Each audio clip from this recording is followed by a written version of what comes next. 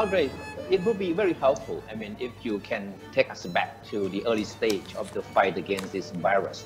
Of course, as you mentioned, Kun Atham has mentioned that Taiwan has been touted for its very successful fight against the virus. So take us back, I mean, to see how you began and to start fighting this virus. Okay, we started very early. We started last year, whereas most countries started this year. We started last year when the social media signals tells us something very unusual is happening in Wuhan. And so we sent a team to investigate and discovered signs of people-to-people, human-to-human transmission. We informed the WHO of that through email, but it's not really heeded until very late in the game. But we started taking the gauge as if it's exactly the same as the SARS virus. Because you can see back in 2003, we had the SARS epidemic, and it killed 37 people in Taiwan, and we decided that 37 is too many.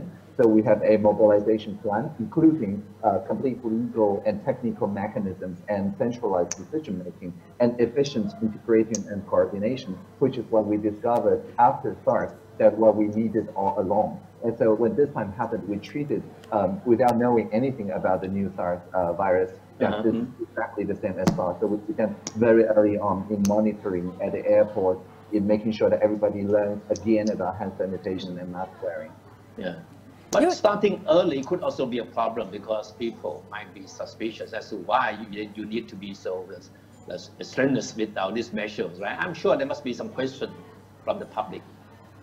Actually, for people who are above a certain age, who are above 30 years old, SARS is a collective memory, and it's a painful memory.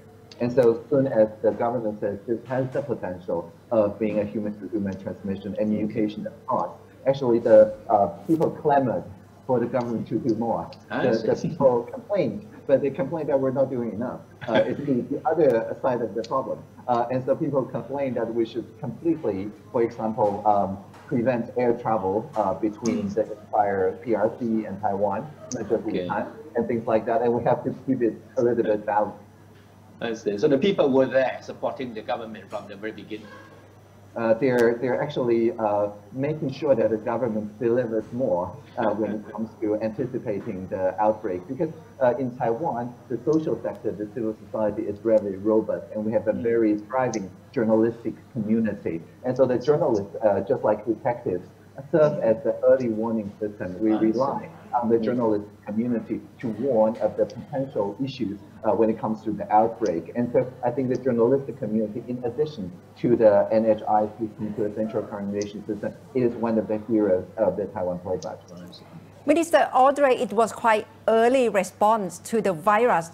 How did you manage in terms of communications to the whole country? And did you see it as the long-term strategy, or you saw it as emergency response in the beginning?